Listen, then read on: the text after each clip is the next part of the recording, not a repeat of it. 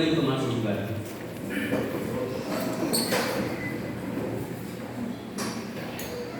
He titulado el mensaje de esta noche: Una iglesia digna de imitar. Una iglesia digna de imitar.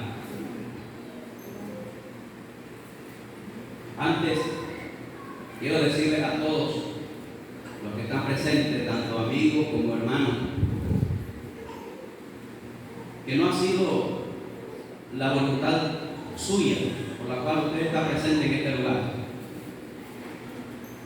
No ha sido la voluntad de cada amigo y amiga que está con nosotros esta noche.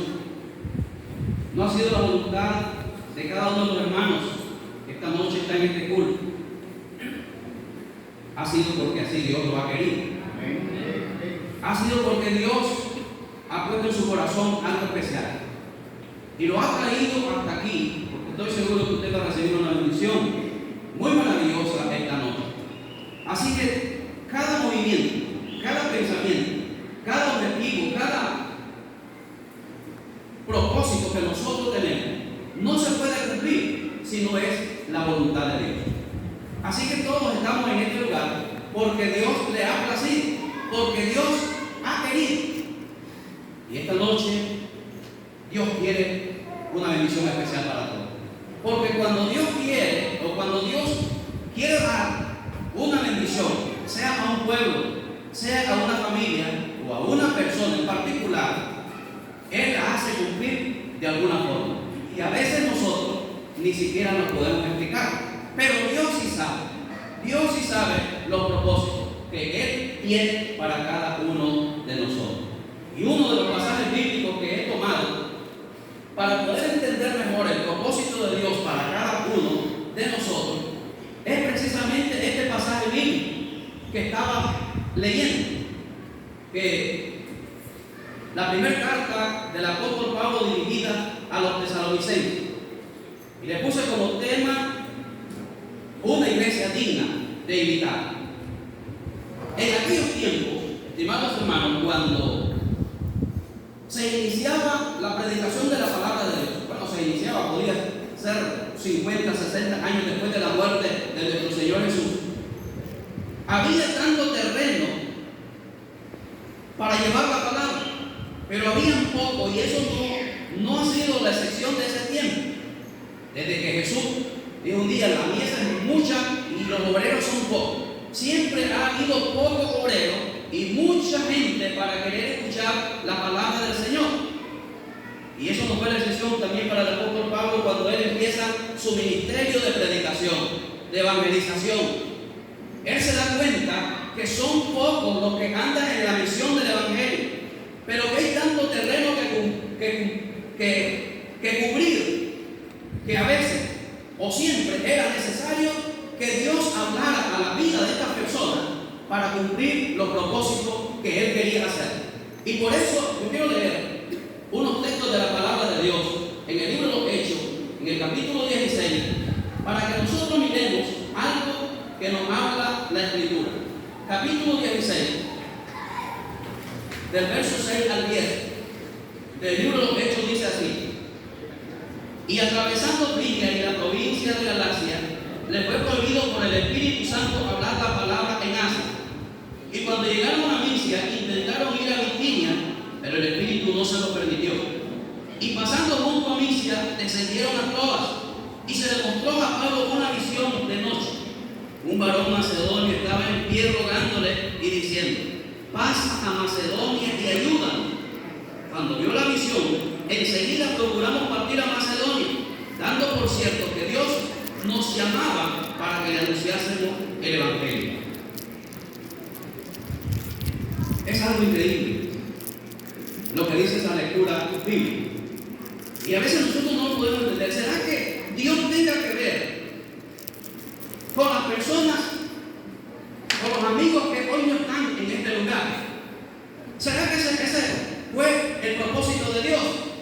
Y que también es el propósito de Dios que los amigos que están en este lugar estén con nosotros. Yo creo que sí. Podemos afirmar con el pasaje bíblico que dice que el apóstol Pablo quería ir a cierta ciudad.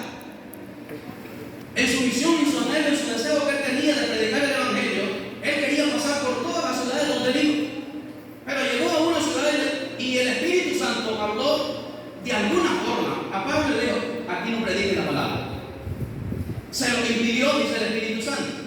Luego llegaron a otra ciudad y le vuelve a decir tampoco, aquí no. Entonces yo puedo entender que los amigos que están aquí, las personas que están en este lugar, es porque un hermano de la congregación lo llegó a invitar y le dijo vamos a la iglesia. Y fueron a ellos porque el Espíritu Santo va a subir y le dijo invita a él. Y quizás le digo también no inviten a esto, no con una voz audible, pero con el propósito de Dios que ya sabemos, Él conoce bien. Y por algo que ustedes, amigos y hermanos, están esta noche en esta casa. Amén. Gloria a Dios. Una vez que le fue impedido de predicar en estos lugares al apóstol Pablo, entonces él ahora, ¿a dónde agarro? ¿Para dónde como? El Espíritu me ha prohibido de que no les predique, pero mi intención y mi anhelo es predicar la palabra de Dios.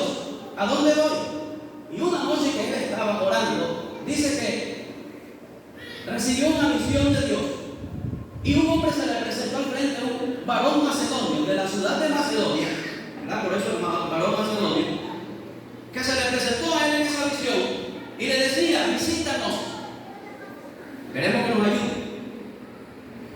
Cuando él ve aquella visión, se da cuenta y se da por entendido de que él debía de ir a esa ciudad a predicar, que lo estaban llamando, y él no perdió el tiempo y se fue a Macedonia. Gloria sea el Señor, porque fue la primera ciudad en Europa que fue organizada y Dios me estaba llamando a ese lugar.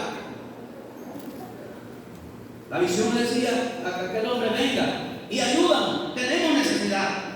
Qué bueno cuando las personas sienten una necesidad de Dios. Cuando invitan a un hermano o una hermana, entra a mi casa y háblele de Cristo. Y se puede notar la ansiedad, la sed, la necesidad espiritual que hay en aquella persona. Así estaba la visión del varón macedonio, rogándole a Pablo que lo visitara y que lo ayudara, porque tenía serios problemas. Y es que no tener a Cristo en el corazón es tener serios problemas, es tener grandes dificultades. Y por eso aquel varón lo llama y lo invita a Pablo. Pablo se da por entendido y dice, voy a ese lugar, voy hasta allí. No importa la distancia, no importa lo lejos que esté, yo voy porque Dios me está llamando a ese lugar. Y se dirige hacia Macedonia. La primera ciudad que él visita es la ciudad de Filipo. Y entra a esa ciudad no tan grande, pero él dice que esta es la primera ciudad y tengo que llevar el evangelio a esta ciudad. Lo primero que se propone el apóstol Pablo es buscar una sinagoga, un lugar de adoración, un lugar donde se celebraba culto a Dios, y empezó a recorrer toda la ciudad de Filipo buscando una sinagoga, un templo para adorar al Señor. ¿Y cuál fue la tristeza que se lleva? Que no encuentra una sola sinagoga para aprender y estudiar la palabra de Dios. Cualquiera se podía frustrar, cualquiera podía decir, parece que se engañó Dios, me llamó aquí y ni siquiera hay sinagoga. Como que le digan a un evangelista, vaya a Mazachapa, pero ahí no hay ninguna iglesia. Más o menos eso fue lo que le pasó. Sin embargo, el apóstol sabía que Dios lo había llamado a ese lugar. En una ocasión él sale fuera, después que recorre toda la ciudad, sale fuera de la ciudad junto a un río que estaba cerca de la ciudad y se encuentra a un grupo de mujeres que están a la hora de la oración, están aprendiendo de la palabra de Dios, están allí unidas en oración. Y él llega a ese lugar a la hora de la oración. Dentro de estas mujeres estaba una mujer que se llamaba Lidia, una mujer vendedora de púrpura, una mujer próspera económicamente. Estaba, parece, dirigiendo a aquel grupo de mujeres que estaban a la orilla del río, estudiando y adorando a Dios. Pablo llega, se le presenta la oportunidad y dice, no hay sinagoga, pero aquí hay un grupo de mujeres que están orando y están alabando a Dios. Y fue motivo para que él se presentara y le hablara de Cristo como el Salvador de su vida. Lidia se convierte con toda su familia. Aquella mujer pudiente, aquella mujer que había sido bendecida económicamente, pero que le faltaba algo como era la presencia de Cristo en su corazón, ahora recibe a Cristo como su Salvador y se bautiza ella con toda su familia. Todos creen.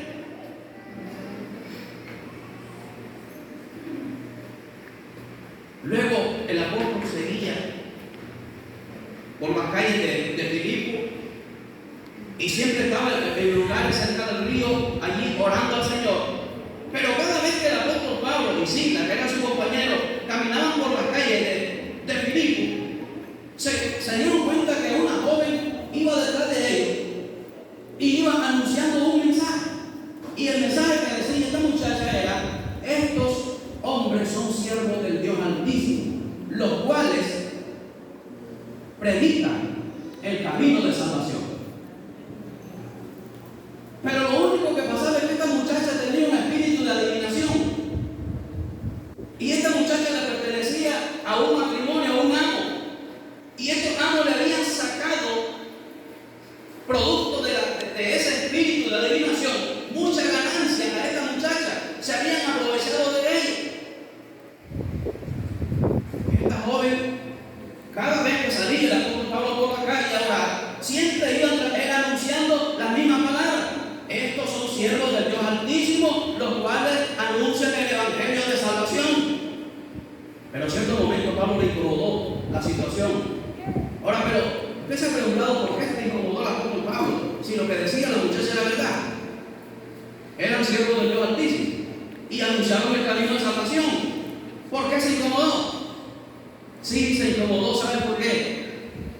Porque el espíritu tenía que era muchacho un espíritu de adivinación, y él no necesitaba un espíritu de adivinación para que la gente se diera cuenta que ellos andaban predicando el evangelio de verdad. Todos aquellos que deberían de creer el evangelio deberían de creerlo por convicción y por el testimonio que ellos daban, que eran personas convertidas a Cristo como su Salvador.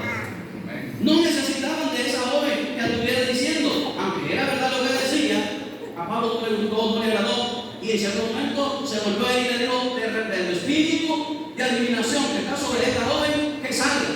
El espíritu inmediatamente salió de aquella muchacha. Pero ese fue un motivo por el cual sus amos se enojaron. ¿Por qué? Porque vieron que se había ido su ganancia, porque ya no había aquella ganancia jugosa que le sacaban a aquella joven. Pues claro, alguien llegaba un joven, y llegaba porque no era ella le pertenecía a sus amos, y sus amos decían, bueno, llegaba y decía un joven: mire, estoy enamorado de este joven, dígame si me quiere en realidad. Bueno, ya vamos a ver qué dice el espíritu de liberación de la joven. Sí, me conviene. Entonces se casaba con esa persona. Pero si decía, no te conviene. Entonces el espíritu de dice: bueno, pero eso tiene un costo. Ya sabe cuánto vale eso. Y cuando el espíritu de adivinación se va de la joven, los amos se enojan y empieza aquel alboroto, y empiezan a hablar falsedades contra el apóstol Pablo y contra Silas, y a decirle que estos hombres andaban diciendo cosas indebidas, que andaban insolentando la ciudad, que eran unos mentirosos. Y entonces provocaron que el pueblo se alzara contra el apóstol Pablo y sus compañeros, y lo maltrataron, y lo golpearon, y lo llevaron a las autoridades, los cuales ordenaron que lo azotaran, que lo maltrataran, a tal punto que hicieron sangrar su cuerpo. Métalos a la cárcel, bien maltratados, bien golpeados, bien heridos, los encarcelan. El apóstol Pablo en la cárcel adoraba a Dios, cantaba alabanzas a Dios. Allí, en la medianoche, mientras quizás los otros presos lloraban desconsoladamente, Pablo oraba y cantaba alabanzas a Dios. Bien golpeado, bien maltratado, bien herido, con su cuerpo sangrado, pero ellos estaban gozándose en la presencia del Señor. Pero esa madrugada, mientras ellos cantaban, sucedió algo que nunca jamás se había sucedido. Como a la medianoche dice que se dio un gran terremoto. Aquel terremoto era tan grande que todos los cimientos de la cárcel se sacudieron y las puertas de la cárcel se abrieron por sí solas. Las cadenas que tenían las manos y los pies de los presos se rompieron. El carcelero, el encargado de la cárcel, se levanta de una manera desesperada, y cuando ve que los portones están abiertos, dice todo: se me fueron los presos, se me escaparon. Y lo que se le vino a la cabeza fue suicidarse. Fue y tomó su espada y se la iba a clavar él mismo. Cuando el apóstol Pablo lo ve y observa la situación del carcelero, que está desesperado, le grita y le dice: no escapar ante esa expresión del apóstol Pablo, dice que el carcelero se acercó a él, se arrodilló y le hizo una pregunta: Señores, ¿qué debo de hacer para ser salvo? Él sabía que había sucedido algo sobrenatural en aquel terremoto, y que las cadenas y las puertas de la cárcel se abrieron por sí solas, y que nadie se hubiera escapado. Eso era algo sobrenatural. Y le él hace la pregunta: ¿qué debo de hacer? Y la respuesta se hizo oír de una manera inmediata: creer en el Señor Jesucristo y serás salvo tú y tu casa. El carcelero se convierte también, y ahí es donde surge la iglesia de Filipo. Primero la mujer, primero aquella vendedora de pulpo, segundo aquella jovencita que andaba con el espíritu de adivinación. Luego el carcelero se convierte. El carcelero se lo lleva a su casa, parece que estaba cerca de la cárcel, lava la ferida, le da de comer y le dice: bueno, yo me quiero bautizar. Esa misma noche se bautiza el carcelero con toda su familia. Dios estaba haciendo obras maravillosas. Es que cuando se le obedece, cuando se escucha su voz, esperemos las bendiciones del Señor. Esperemos. El carcelero se convierte. Al siguiente día recibe órdenes que saquen a Pablo, que le den salida, que le den libertad. Cualquiera podría decir: bueno, yo creo que Pablo debió de darle gracias a Dios, me soltaron, voy para mi casa, voy a ver a mi familia, voy a ver a mis amigos. ¿Saben lo que hizo el apóstol Pablo después que le dieron esa libertad? Recorrió alrededor de 100 kilómetros para seguir predicando la palabra del Señor. Y llegó a la ciudad de Tesalónica. Y ahora sí voy a entrar en esta pequeña introducción la quise hacer para que ubicarlos a ustedes en el lugar donde yo quiero predicar la palabra de Dios. Llega a Tesalónica, la segunda ciudad de Macedonia. Y ahora él llega, y siempre, bueno, llega a la ciudad no solamente para visitar como turista, ni quiero conocer de los lugares bonitos que hay, no. Él llega a predicar la palabra de Dios, y lo primero que busca es sinagogas, el lugar donde se alaba a Dios, el lugar para aprender de la palabra de Dios. Allí encontró una sinagoga, algo diferente que no encontró en Filipo, encontró en Tesalónica una sinagoga. Y bueno, por lo menos algo, aquí está una sinagoga, aquí voy a predicar la palabra de Dios, y voy a visitar. Y llega a esa ciudad, y la palabra de Dios, yo quiero leer en el capítulo 17 ahora del libro de los Hechos.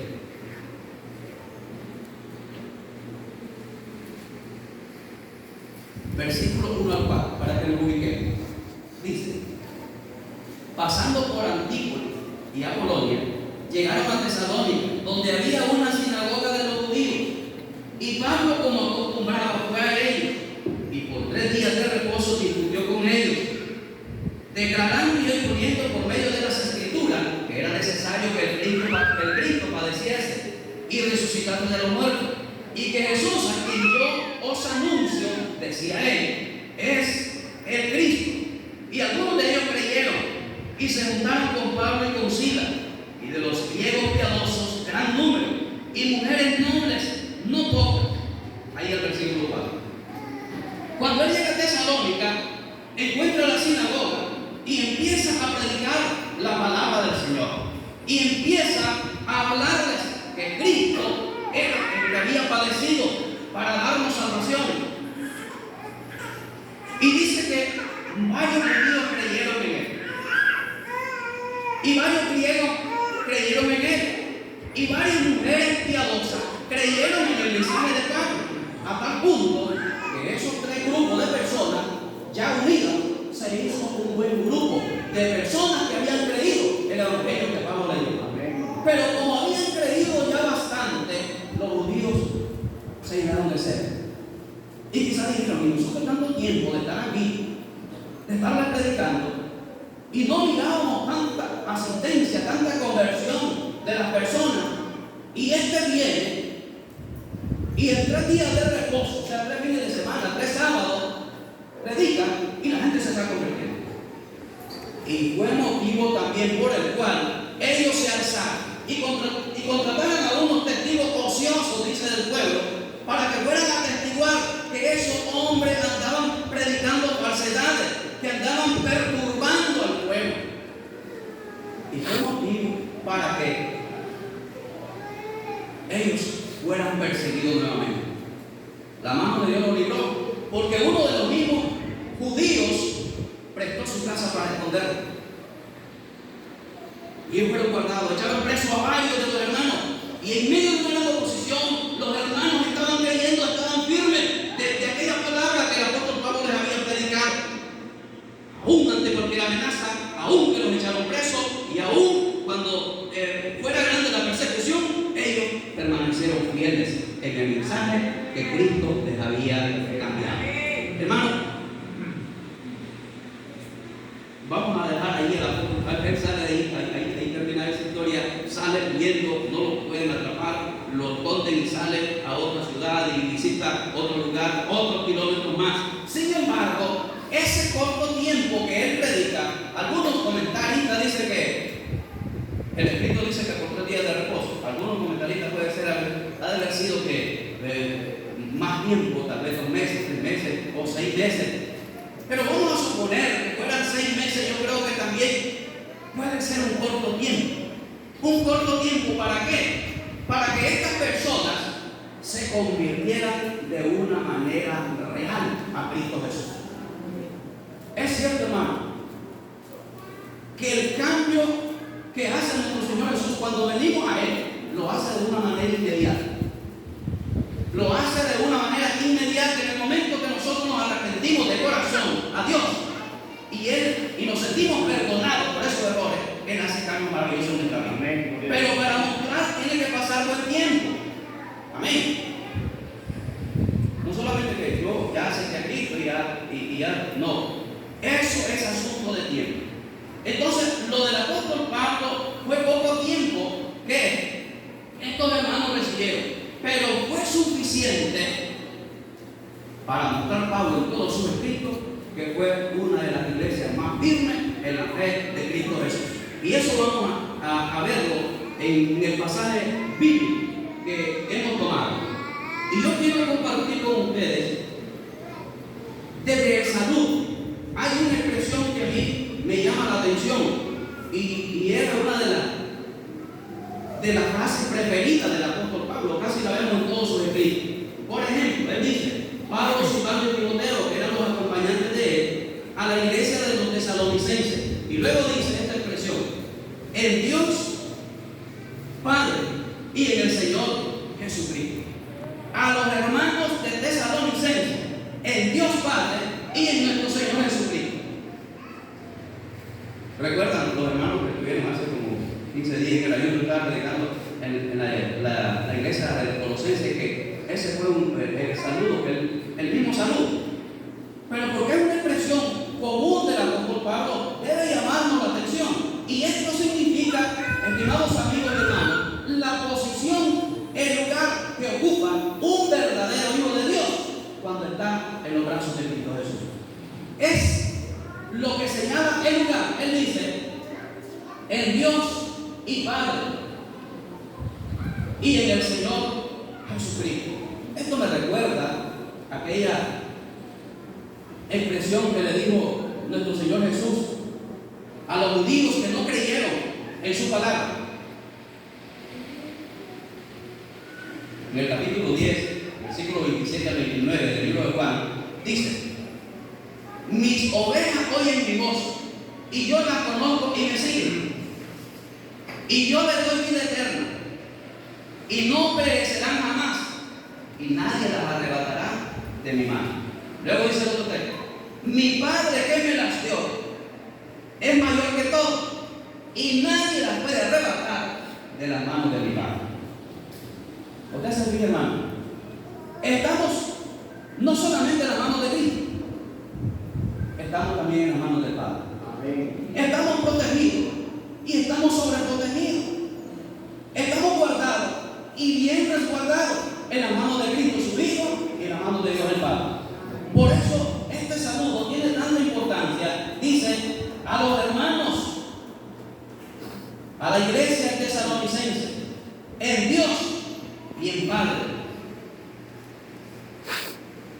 Dios Padre y en el Señor Jesucristo. Gracia y paz sean dadas a vosotros. Hermanos, yo creo con toda seguridad, nosotros no estamos solos, no andamos solos, no andamos al garete, no andamos de un lugar a otro, porque estamos protegidos y sobreprotegidos en la mano de Cristo y en la mano del Padre. Amén. Y eso quería decirles a los hermanos de esta iglesia: ustedes no están solos, están en la mano de Cristo y en la mano de Dios.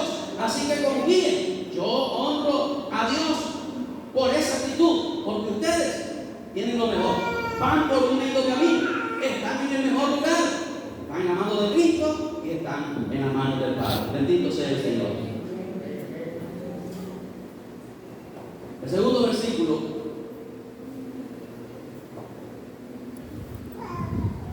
nosotros podemos ver,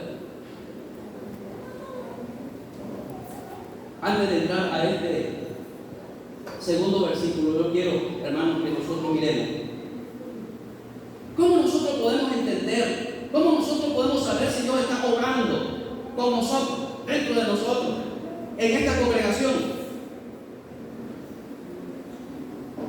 ¿Será por tener el templo lleno, tanto de amigos como de hermanos? ¿Será por practicar una buena liturgia en el culto? ¿O será por mantener una buena doctrina en las enseñanzas? Todas estas cosas son muy buenas. A mí me encanta y me gusta y me alegra mucho ver el templo lleno. Todos los días deseaba verlo lleno. Anhelo siempre mantener una buena doctrina de la palabra del Señor y una buena liturgia en cada culto de nuestra iglesia. Todo eso es bueno. Pero ¿saben qué? Dios no es en ese parámetro que Él trabaja, que Él define. No es esa la regla con que mide que si Dios está orando en un lugar o en esta iglesia. No es eso. Yo quiero que miremos. Entonces, ¿cómo es que mide? Aunque todas estas tres cosas que le señalé son importantes, yo quiero compartir con ustedes lo que dice el versículo 9 de este pasaje bíblico que estamos leyendo.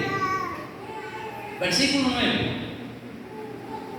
Porque ellos mismos cuentan de nosotros la manera en que nos recibiste. Yo espero que usted tenga abierto su Biblia, porque vamos a estar viendo casi todos esos textos. Porque ellos mismos cuentan de nosotros la manera en que nos recibiste y cómo os convertiste de los ídolos a Dios para servir al Dios vivo y verdadero. Y esa es una manera, esa es una regla.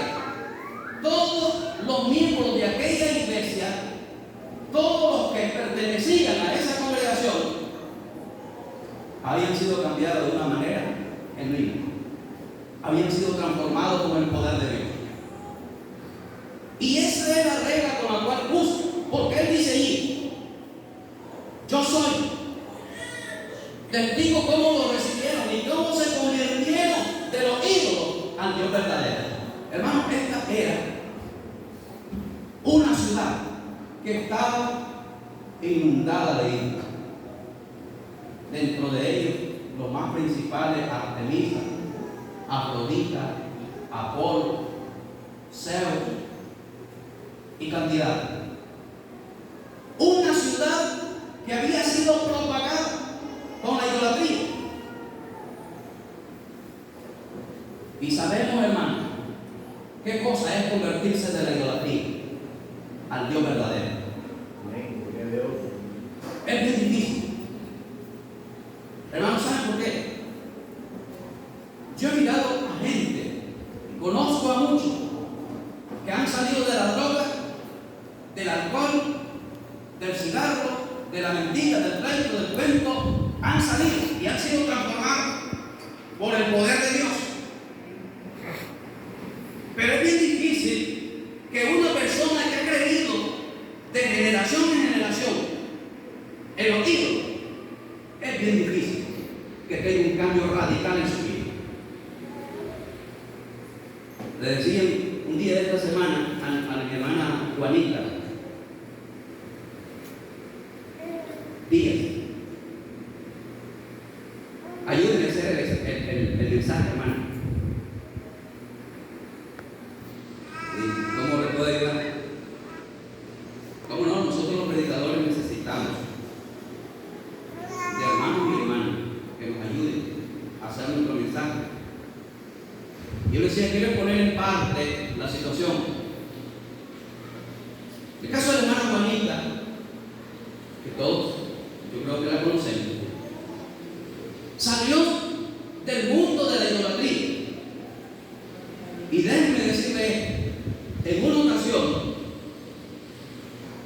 cuando estaba exponiendo una clase de las 95 tesis del libro de Miguel Núñez, me tocó, o más bien escogí, dar una lección que se trataba acerca de los ídolos. Y la hermana Juanita ya estaba asistiendo a este lugar, como una amiga estaba viniendo.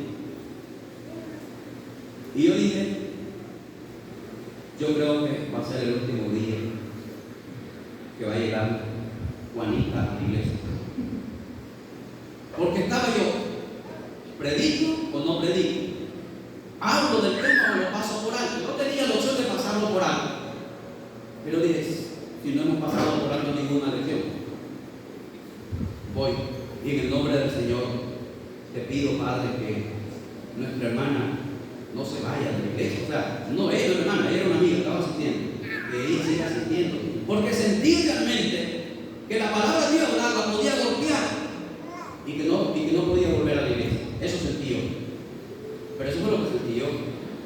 Pero no sabía que el Espíritu Santo estaba haciendo una obra especial en el corazón de la hermana Juanita. Porque en vez, y vino ella, y yo prediqué la palabra del Señor, y hablé acerca de los ídolos. Y ella más bien siguió más constante, siguiendo a esta iglesia, a tal punto que el Espíritu Santo no la dejó tener tranquilidad hasta que entregó su corazón al Señor. Bendito sea nuestro Dios. Pero es bastante difícil, hermano. Y miren, estas personas que tenían raíces, prácticas, costumbres de poder convivir y adorar día a día todos esos ídolos que tenían ellos, cambiar de manera radical de la noche a la mañana, eso era bien difícil, eso era bien duro. Primero, voy a ponerle un ejemplo. Miren, lo normal era que la familia o los que adoraban los ídolos hacían, le celebraban una cena o un almuerzo o un desayuno al ídolo tal. Entonces a sus vecinos, a sus amigos, los invito porque hoy yo les preparé una cena a Artemisa, así que participemos, vamos. Entonces esta persona de repente cuando me miraba y decía, ahora no puedo, ¿pero por qué? Y tal vez no quería ser tan duro y decirle, es que ya acepté a Cristo Jesús. Entonces quería desactivarse y no voy a poder, no tengo tiempo ahora. Pero siempre hemos estado juntos, ¿y por qué? Pero al final tenía que decirle, ya te voy a decir la verdad, es que yo ya no vuelvo a participar de eso. ¿Por qué? Porque ya acepté a Cristo como mi Salvador. Y ahora mi Dios es el que suple todo. Y ahora mi Dios es a quien yo alabo, a quien yo glorifico. Y por eso ya no quiero participar. Pero eso le costaba el enojo. Eso le costaba el desprecio. Imagínense que un hijo de una familia que tenía esa práctica venía y reconocía a Cristo. ¿Y qué es lo que le decía el padre? Pero hijo, si mis abuelos de tus abuelos te enseñaron y nosotros te enseñamos esto, ¿y por qué cambiar? Esa es una lucha terrible. Pero bendito sea el Señor, hermano. Porque Dios hace cosas maravillosas. Y lo que dice ese texto del apóstol Pablo, elogiándolo, dice, ¿cómo convertiste de los ídolos a Dios para servir al Dios vivo y verdadero? Gloria sea el Señor.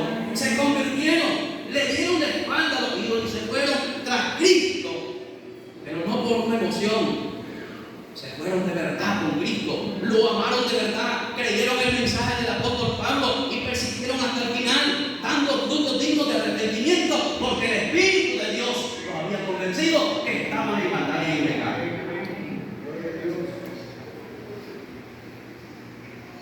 Vamos a continuar. El versículo 2 dice, damos siempre gracias a Dios por todos vosotros. Mire, hermano, que el apóstol Pablo no dice: yo le doy gracias a ustedes, hermanos, por ese comportamiento tan lindo que tienen, por ese cambio que han sufrido. Él dice: yo le doy gracias a Dios. Y es que, hermanos y amigos, nadie puede cambiar por sí solo. Quien hace los cambios es Dios. Y Él se merece toda gloria y toda honra. Él es el único que puede cambiar nuestra vida. Por eso el apóstol Pablo le da gracias a Dios. Ahora, hermano, yo quiero preguntarle: ¿cuándo fue la última vez que le diste gracias a Dios por tu congregación, por tus hermanos? ¿Cuándo fue la última vez que le diste gracias, Señor, por haberme llamado a ese lugar, por reunirme en los cultos con todos estos hermanos y mencionar los nombres de los hermanos que usted conoce? ¿Cuándo fue la última vez? ¿Le ha dado gracias? Y no digamos que no hay motivo. Motivos hay suficientes para darle gracias a Dios por todos los hermanos que tenemos. Porque el apóstol Pablo le dio gracias a Dios por una iglesia, la iglesia de Corinto, que era la iglesia que tenía el récord más malo de toda la iglesia. Una iglesia donde había conflicto. Yo de Pablo, yo de Apolo, yo de Cefa, había divisiones. Entre ellos mismos se llevaban a las autoridades y se echaban a la cárcel unos a otros. Eran unos jactanciosos creyendo que uno tenía el mejor don. Era una iglesia conflictiva. Pero el apóstol Pablo encontró motivo para darle gracias a Dios. Por ejemplo, en 1 Corintios 1 dice, un versículo dice: a la iglesia de Dios que está en Corinto, a los santificados en Cristo Jesús, llamados a ser santos con todos los que en cualquier lugar invocan el nombre de nuestro Señor Jesucristo, Señor de ellos y nuestro. Una iglesia con grandes dificultades, con grandes problemas, pero el apóstol encontró motivo para darle gracias a Dios por estos hermanos. Así que todos nosotros debemos de darle gracias a Dios por todos los miembros de esta congregación, por todos los hermanos que tenemos, por todos los que nos congregamos en este lugar. Gloria a Dios. Ahora, si lo has hecho, ¿con cuánta frecuencia lo haces? Versículo 3, miren el versículo 3. Acordándonos sin cesar delante de Dios. Acordándonos sin cesar. ¿Qué quiere decir? De una manera constante. Yo le doy gracias a Dios todos los días por ustedes. Yo le preguntaba: ¿lo has hecho? ¿Cuándo fue la última vez que pediste? ¿Y con qué constancia? ¿Con qué frecuencia lo haces? El apóstol Pablo le daba gracias a Dios todos los días por los hermanos. Versículo 3, eso es lo que dice: acordándonos sin cesar delante de Dios. Pero oraba todos los días por los hermanos. Le daba gracias a Dios. Hacía memoria de Él de una manera constante. Así lo hacemos nosotros. O solamente nosotros. No nos acordamos de Él y en vez de acordarnos, lo criticamos. Y a veces nos volvemos hasta groseros con el hermano o con la hermana. Nos dedicamos a eso. O nos dedicamos a pedir uno por el otro y a darle gracias por ser miembro de esta congregación. Así deberíamos de ser todos, dándole gracias a Dios de una manera constante por ser miembros de esta iglesia. Luego, siguiendo el versículo 3 dice: acordándonos sin cesar delante de Dios y Padre nuestro, de la obra de vuestra fe, del trabajo de vuestro amor y vuestra constancia en la esperanza en nuestro Señor Jesucristo. Mire, tres cosas. Otra expresión linda del apóstol Pablo, que la hizo casi de manera constante. Habló siempre de los temas, de las virtudes que debe de tener todo verdadero hijo de Dios: la fe, la esperanza y el amor. La fe, la esperanza y el amor. La fe, la esperanza y el amor. En varias de sus cartas, él habla acerca de la fe, la esperanza y el amor. Y esta no es la excepción. Miren lo que dice: acordándonos sin cesar delante de Dios y Padre nuestro de la obra de vuestra fe.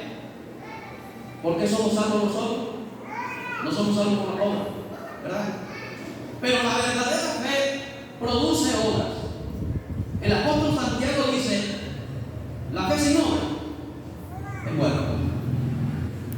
No somos salvos por obras, pero somos hechos para buena obra.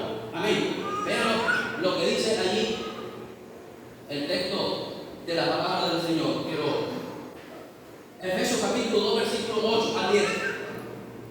Porque por gracia sois salvos, un texto que todos lo conocemos, por medio de la fe. Y esto no de vosotros, pues es don de Dios, no por obra para que nadie se gloríe. Pero miren lo que dice el otro versículo: porque somos hechura suya, creados en Cristo Jesús para buenas obras, las cuales Dios preparó de antemano. No somos salvos por la obra, pero el verdadero creyente, el verdadero hijo de Dios, tiene que mostrar esa obra para enseñar que es un verdadero hijo de Dios. Es un fruto de que es un verdadero hijo de Dios. Yo doy gracias a Dios por esta iglesia. Yo he mirado frutos bastante en muchos de los hermanos de esa buena obra. Lo que dice ahí la parte, la primera parte, vuestra, de la obra de vuestra fe. No es que por esa obra se salvará la persona, o salva la fe en Cristo Jesús, pero las obras muestran el verdadero cambio que ha tenido esa persona. Esa persona que ha sido transformada debe mostrar esa buena obra, la obra de fe, y del trabajo de vuestro amor, y del trabajo de vuestro amor. Hermano, a veces amar cuesta trabajo. Y eso fue lo que nos mostró nuestro Señor Jesús. Él mostró su amor por cada uno de nosotros, dando su vida. Amén. ¿Y qué más? ¿Qué más podíamos pedir de Jesús? Muestra su amor, dando su vida por cada uno de nosotros. Y a veces uno dice: yo ya estoy aburrido, ya me cansé, ya no puedo seguir, ya no voy a seguir siendo un tonto. No deberíamos de cansarnos, sino que amar un tonto deberían de seguir llamando así. Si es por amor a aquella persona, para poder mantener esa armonía y ese amor con las demás personas, deberíamos, cada uno de nosotros, hacer algo. Por eso dice el texto ahí: de vuestra obra de fe, del trabajo de vuestro amor, del trabajo de vuestro amor. La misma carta del apóstol Pablo aquí en el capítulo 3, versículos 11 y 12 dice así: mas el mismo Dios y Padre nuestro, y nuestro Señor Jesucristo dirija nuestro camino a vosotros, y el Señor os haga crecer y abundar en amor unos para con otros y para con todos, como también lo hacemos nosotros para con vosotros. Dios quiere que sigamos creciendo continuamente en el amor unos para con otros. Y en el capítulo 4, versículos 9 y 10, quiero ir un poco más adelante. 4, 9 y 10, vean lo que dice: pero acerca del amor fraternal, no tenéis necesidad de que os escriba, porque vosotros mismos habéis aprendido de Dios que os améis unos a otros. Y también lo hacéis así con todos los hermanos que están en toda Macedonia.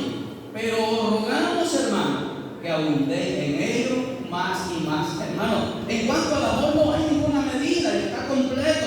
No, el apóstol dice: yo no tengo necesidad, porque ustedes ya lo saben y lo practican, pero lo que quiero es que abunden más y más en amor. Amén. Más y más en amor. Hermanos, no crean, esta carta está cumpliendo para ellos, pero también es de nosotros y va para nosotros. Y eso es lo que Dios quiere de cada uno de nosotros.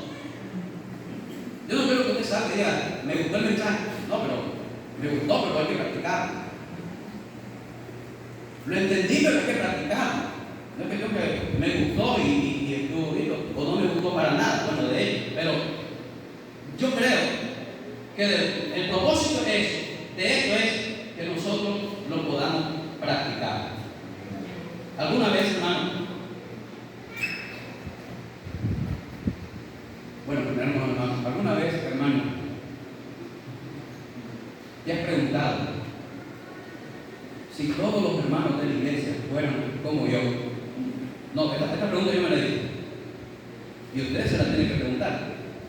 Si todos los hermanos de la iglesia fueran como yo, pero todos, el hermano Germán, la hermana Rosana, el hermano Pablo, el hermano Mario, tienen que preguntarse, si todos los hermanos de la iglesia fueran como yo, ¿cómo sería esta iglesia? Si todos los hermanos de la iglesia fueran como yo, no me tomen yo como ejemplo, o sea, ustedes se van a preguntar, fueran como yo, ¿cómo sería esta iglesia? No me la respondan porque no va a dar mucho tiempo, solo piensen eso. ¿Cómo sería esta iglesia si todos los hermanos fueran así como ustedes? Porque al fin y al cabo, la iglesia es lo que los miembros son. Porque al fin y al cabo la iglesia es lo que los miembros son. Y a veces nosotros hablamos en mal de alguien como que si no es parte del cuerpo de la iglesia. Y quiero ponerle un ejemplo. Yo le pedí permiso a la hermana Juanita para hablar cuando tomé su ejemplo. Pero algunos me han tomado de algún ejemplo, no necesito pedirles permiso. Vamos a poner un ejemplo. Y quiero tomar al hermano Germán.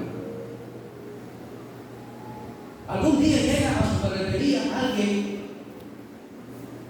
a comprar, una persona desconocida y llega a comprarle, y de repente están entablando una plática ahí, dándole precio y todo eso, qué material va a llevar y todo ese asunto, y están conversando cuando de repente el hermano Germán le dice a la persona que está con él, espérese, ve aquella mujer que viene allá.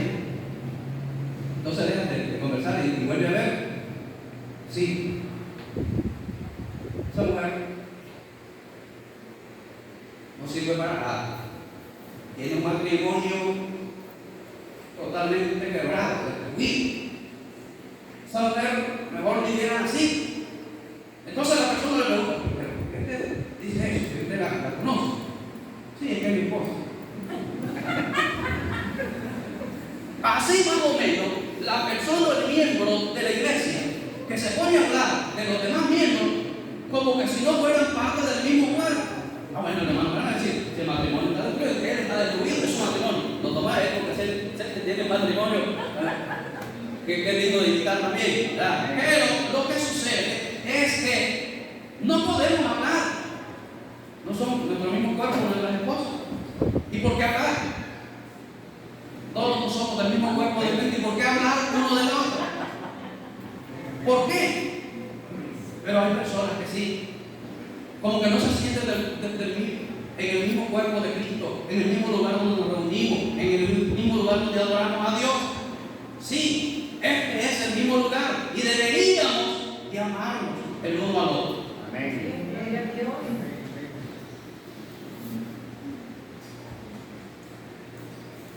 La tercera característica que aparece ahí, en ese mismo versículo 3, dice, después que dice, de la obra de vuestra fe, del trabajo de vuestro amor, y de vuestra constancia en la esperanza en nuestro Señor Jesucristo. Y de la constancia en la esperanza de nuestro Señor Jesucristo. Hermano, todo verdadero hijo de Dios debe tener fundada su esperanza en la segunda venida de Cristo Jesús. Si pierde de vista eso, va a vivir desmotivado. El motivo para adorar y vivir una vida gozosa debe ser confiar en que Cristo vendrá por nosotros otra vez y nos llevará a su presencia. Eso es lo que aparece también en el capítulo 14 del Evangelio de Juan. No se turbe vuestro corazón. Creed en Dios, creed también en mí. En la casa de mi Padre muchas moradas hay. Si así no fuera, yo lo hubiera dicho. Voy a preparar lugar. Y si me fuera a preparar el lugar, vendré otra vez. Y os tomaré, que dice él, a mí mismo, para que donde yo estoy, vosotros también estéis. Esa es una promesa. Y todos tenemos de tomarla, de afianzarnos en ella y de creer que estaremos con Cristo Jesús. Y eso tenían los hermanos. Estaban creyendo, aunque al final en la otra carta parece que tan cerca estaba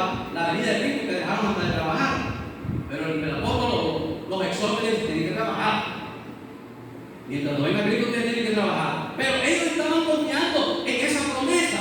Y nosotros, hermanos, debemos de vivir bajo esas promesas que Cristo a nosotros nos ha dado. Si no confiamos, si nos olvidamos, si la desconocemos, andaremos como garete, como perdidos, sin ninguna dirección. Como el pescador que se va a la mar. Antes era la luna, pero ahora es el GPS. Tranquilo, bajo lluvia o huracán, él sabe que va en la dirección correcta. Nosotros sabemos que vamos en la dirección correcta si ponemos nuestra mirada en Cristo Jesús, el Hijo de Dios, esperando el regreso, su llegada, para estar con Él siempre. Bendito sea nuestro Señor. Amén. Gloria a Dios. En el versículo 4 nosotros tenemos, dice, porque conocemos, hermanos amados, de Dios vuestra elección, pues el Evangelio no llegó a vosotros en palabras solamente, sino también en poder, en Espíritu Santo y en plena certidumbre. ¿Qué quiere decir eso? Quiere decir que ellos no creyeron el mensaje bonito o la elocuencia del apóstol Pablo, no, porque muchos hablan bonito, con mucha elocuencia y con muchas palabras, pero no tienen nada en el sentido espiritual.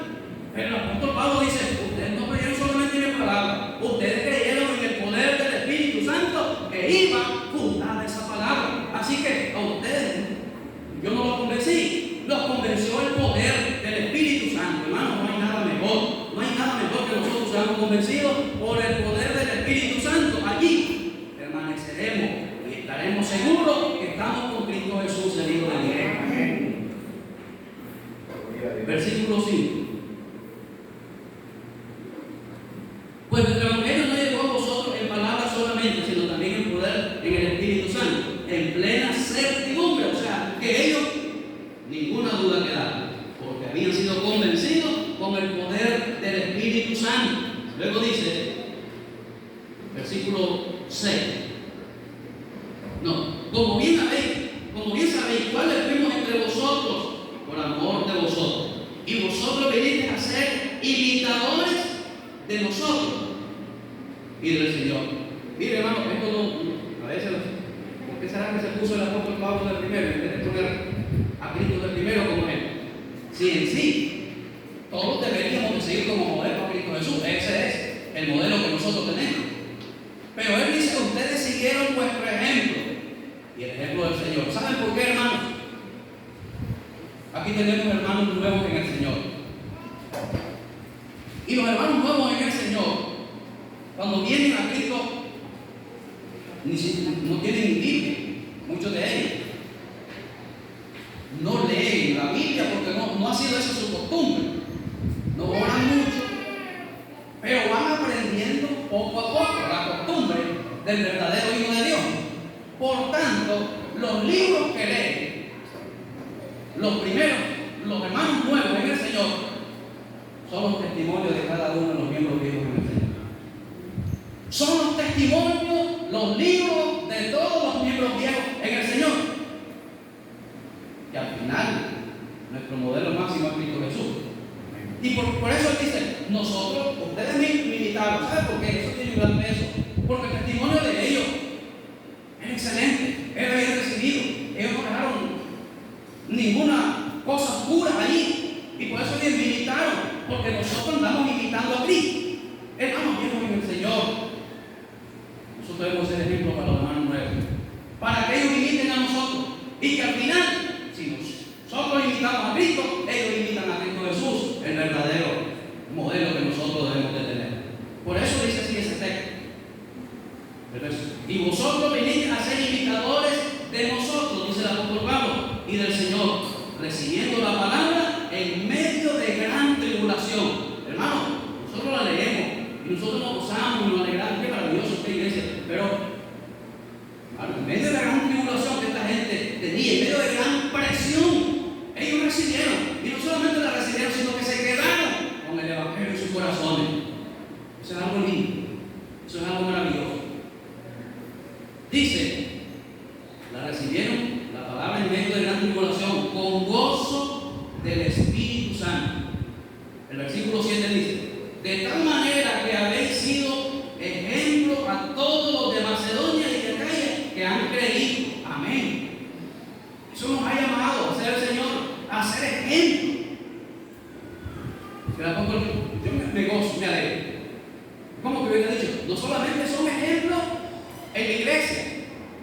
En la iglesia Oreb son ejemplos en Macechapa, y son ejemplos en San Rafael del Sur, y son ejemplos hasta Managua, más o menos así, pero aquello era más grande. Aquellas ciudades no, de lo que estaba hablando el apóstol Pablo, eran ciudades grandes, y hasta allí llegó la propagación de la palabra por aquellos hermanos, porque habían creído realmente como hijos, verdaderos hijos de Dios, que habían cambiado de una manera genuina a su vida, que habían dado un giro de 180 grados. Y dice el verso 8: porque partiendo de vosotros ha sido divulgada la palabra del Señor, no solo en Macedonia y Acaya, sino que también en todo lugar vuestra fe en Dios se ha extendido, de modo que nosotros no tenemos necesidad de hablar nada. Amén. Quiero explicarles. De modo que nosotros, dice el apóstol Pablo, Timoteo, ni Silvano ni yo, cuando llegamos a esa ciudad y nosotros, porque a nosotros nos alegra, hermano, como miembros de esta iglesia, como líderes, como pastor, a mí me encanta, me alegra cuando escucho testimonio de buenos hermanos, comportamiento de buenos hermanos, así como sufre en la iglesia cuando escucho hablar de malos testimonios. Pero me alegra mucho escuchar, y como Pablo andaba alegre del cambio, de la transformación de los hermanos de Tesalónica, donde él llegaba, él quería hablar. Él existía este cambio de tenido. Pero cuando él llegaba y quería hablar, ya los hermanos, apóstol, ya no sigue diciendo eso. Nosotros ya sabemos.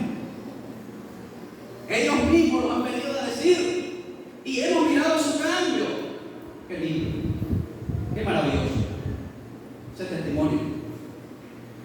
Y es que Dios quiere, hermano, tengamos esos testimonios aceptables delante de Él y delante de los demás. Ya sabemos, de modo que nosotros no tenemos necesidad de hablar. El apóstol quería decir y poner en alto la congregación y decir: no, ya apóstol, ya no, háblenos de otra cosa, predíquenos otra palabra, denos otro mensaje. Pero nosotros ya sabemos que esa iglesia ha creído de verdad. Esa iglesia ha tenido un cambio extraordinario. Esa gente se olvidó de los ídolos que tenían. Esa gente empezó a adorar al Dios verdadero. A Él predican. Y así que nosotros también hemos creído, hermano. Eso es algo maravilloso. Eso influye para el crecimiento, la vida espiritual, para el nuevo nacimiento de una nueva persona. Yo les animo, amigo, usted se ha puesto a pensar también cómo sería su familia si todos fueran como usted. Así como le pregunté a los hermanos, ¿cómo sería esta iglesia si todos fueran como usted? Amigo, usted se ha preguntado también, ¿cómo sería su familia si todos fueran como usted? Tampoco me la va a contestar. Pero si usted se considera que todavía le falta hacer cambios en su vida y que su familia puede ser bendecida junto con usted mismo, si usted se dispone a tener esos cambios en su vida, usted debería de hacerlo lo más pronto posible. Amén. Usted debería de hacerlo lo más pronto posible, porque nosotros debemos de imitar a las personas que honran a Dios con su testimonio. Y no trate de usar como excusa para ser como fulano o como la fulana. Mejor no soy nada. No le va a servir de excusa. No le va a valer. Lo mejor es que usted se fije en los buenos testimonios, pero más en Cristo Jesús, el Hijo de Dios. El máximo testimonio excelente que nosotros podemos imitar. A Él sigamos, a Él busquemos y a Él adoremos. Yo voy a invitar a los hermanos que tengamos un momento de oración.